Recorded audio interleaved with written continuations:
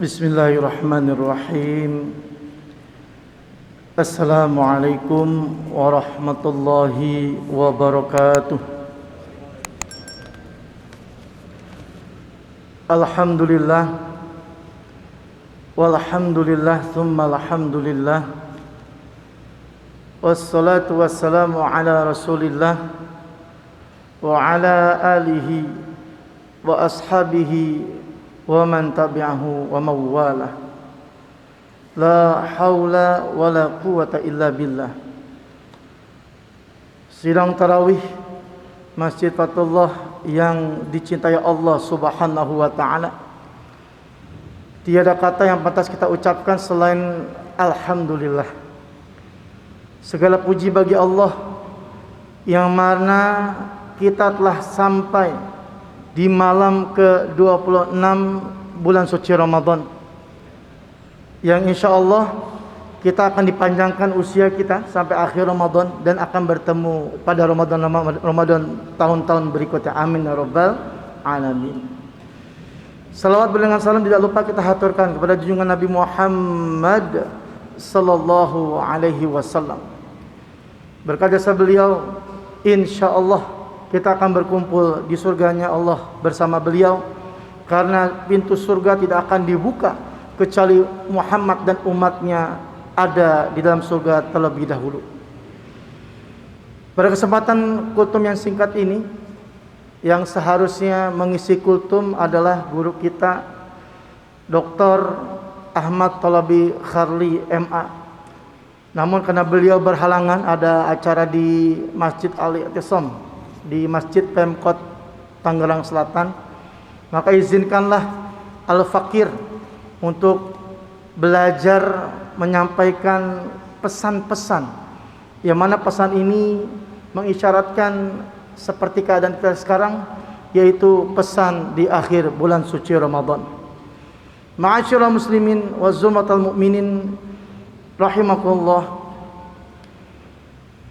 Menjelang akhir Ramadan ini, Rasulullah SAW memberikan arahan kepada kita untuk memperbanyak istighfar, memohon ampun kepada Allah.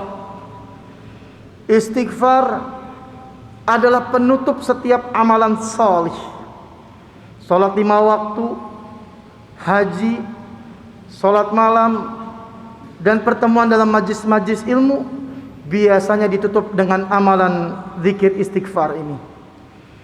Jika istighfar ini berfungsi sebagai zikir, maka itu jadi penambah pahala.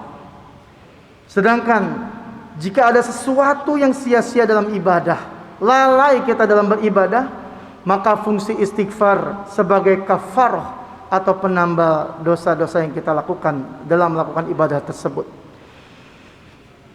Umar bin Abdul Aziz pernah membuat tulisan yang mana beliau ingin tulisannya ini dikirim ke berbagai negeri dalam pemerintahan beliau.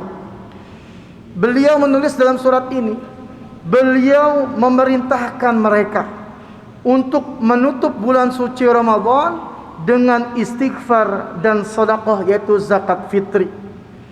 Karena zakat fitri menyucikan orang-orang yang berpuasa dari hal-hal yang sia-sia dan kata-kata yang haram. Sedangkan bacaan istighfar adalah sebagai penambal atas kekurangan tersebut. Makanya sebagian ulama mengibaratkan sedekah zakat fitri ini sebagai sujud sahwi dalam salat. Umar bin Abdul Aziz, beliau menulis dalam kitabnya tersebut, ucapkanlah seperti yang diucapkan oleh ayah kalian Adam. Rabbana zalamna anfusana wa illam taghfir lana wa tarhamna lanakunanna minal khasirin. Yang artinya, ya Tuhan kami telah menganiaya diri kami sendiri, dan jika Engkau tidak mengampuni kami dan memberi rahmat kepada kami, niscaya pastilah kami termasuk orang-orang yang merugi. Quran surah Al-A'raf ayat 23. Lalu beliau menulis, Ucapkanlah seperti yang diucapkan oleh Nabi Nuh alaihissalam. Wa illa taghfirli wa tarhamni akum minal khasirin. Yang artinya, dan sekiranya engkau tidak memberi ampun kepadaku dan tidak menaruh belas kasihan kepadaku, niscaya aku termasuk orang-orang yang merugi. Quran surah Hud ayat 47. Beliau melanjutkan, ucapkanlah seperti yang diucapkan oleh Nabi Ibrahim alaihissalam. Walladzi atma'u an yaghfirali khati'ati yaumaddin. Yang artinya, dan yang amat sangat kuinginkan adalah Allah mengampuni kesalahanku pada hari kiamat kelak. Quran surah Asy-Syu'ara ayat 82. Beliau melanjutkan, ucapkanlah seperti yang diucapkan Nabi Musa alaihissalam. Rabbi inni zalamtu nafsi faghfirli.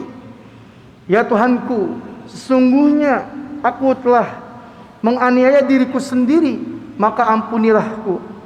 Quran surah Al-Qasas ayat 16. Dan yang terakhir, beliau menulis dalam suratnya, ucapkanlah seperti yang diucapkan Nabi Yunus alaihissalam. La ilaha illa anta subhanaka inni kuntu minadh zalimin. Yang artinya, bahwa tidak ada Tuhan selain engkau, maha suci engkau, sesungguhnya aku adalah termasuk orang-orang yang zalim. Quran surah Al-Anbiya ayat 87. Jamaah sidang tarawih rahimakumullah, saking pentingnya istighfar ini, Rasulullah SAW menganjurkan kita untuk mengucapkan istighfar tidak hanya selepas berbuat maksiat, tetapi juga sebagai penyempurna setelah melakukan amal-amal salih. Biar apa? Biar istighfar ini bisa menutupi kekurangan yang ada pada ibadah. Yang mana istighfar ini misalnya seperti puasa kita. Kita berpuasa juga butuh istighfar. Bukankah puasa kita ini penuh cacat dikarenakan pelanggaran yang kita lakukan saat puasa? Selepas salat, ketika imam mengucapkan salam, Assalamualaikum warahmatullahi, Assalamualaikum warahmatullahi, lalu dilanjutkan dengan istighfar 3 kali. Dengan apa maksudnya? Karena kita sangat yakin dalam ibadah salat yang kita lakukan sangat rentan dengan kekurangan, dan kita mohon ampun atas segala kekurangan yang kita lakukan di dalam salat. Istighfar sangat dianjurkan, istighfar sangat disyariatkan pada setiap waktu, dan wajib bagi kita untuk beristighfar dalam rangka menjauhkan diri kita dari perbuatan dosa. Dan Bapak Ibu sekalian, waktu yang paling afdol, waktu yang paling utama dalam kita beristighfar kapan? Maka waktunya berada di akhir malam. Allah Subhanahu wa taala berfirman, A'udzubillahi minasyaitonir rajim. Wa bil ashari hum yastaghfirun. Dan di akhir-akhir malam mereka memohon ampun kepada Allah. Quran surah Al-Dzariyat ayat 18. Setelah kita tahu tadi bagaimana kita beristighfar, kapan waktu yang paling baik untuk istighfar, maka setidak-tidaknya ada 3 fadilah, 3 keutamaan kita mendawamkan istighfar, mengistiqomahkan istighfar. Yang mana yang pertama fadilahnya adalah istighfar adalah sebab diturunkannya hujan, mendatangkan harta dan anak. Allah berfirman, A'udzubillahi minasyaitonir rajim. فَقُلْتُ اسْتَغْفِرُوا رَبَّكُمْ إِنَّهُ كَانَ غَفَّارًا يُرْسِلِ السَّمَاءَ عَلَيْكُمْ مِدْرَارًا وَيُمْدِدْكُمْ بِأَمْوَالٍ وَبَنِينَ وَيَجْعَلْ لَكُمْ جَنَّاتٍ وَيَجْعَلْ لَكُمْ أَنْهَارًا. Yang artinya, maka aku katakan kepada mereka, memohon ampunlah kepada Tuhanmu, sesungguhnya Dia adalah Maha Pengampun. Niscaya Dia akan mengirimkan hujan kepadamu dengan lebat, dan membanyakkan harta dan anak-anakmu, dan mengadakan untukmu kebun-kebun, dan mengadakan pula di dalamnya untukmu sungai-sungai. Quran surah Nuh ayat 10-12. Yang kedua, istighfar merupakan sebab bagi tertolaknya bala bencana.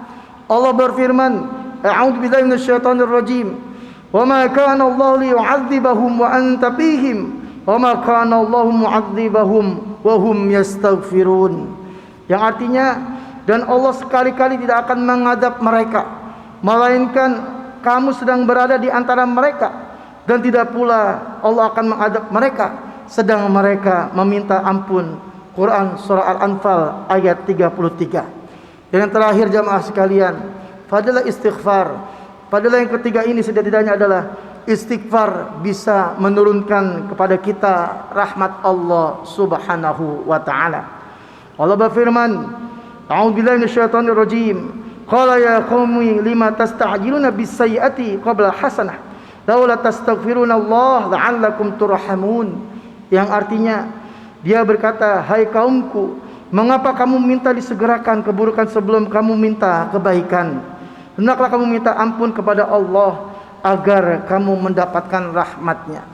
Ma'asyiral muslimin wa zumatal mu'min rahimakumullah. Mudah-mudahan kita bisa mendawamkan, memperbanyak istighfar di sisa 4-5 hari bulan suci Ramadan ini.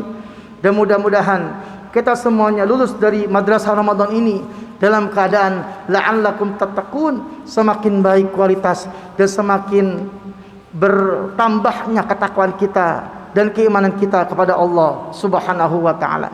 Ini yang bisa Al-Fakir sampaikan. Mohon maaf atas segala banyaknya kekurangan, dan apabila ada ilmu yang bisa diambil, datang dari Allah Subhanahu wa taala. Al-afu minkum. Assalamualaikum warahmatullahi wabarakatuh.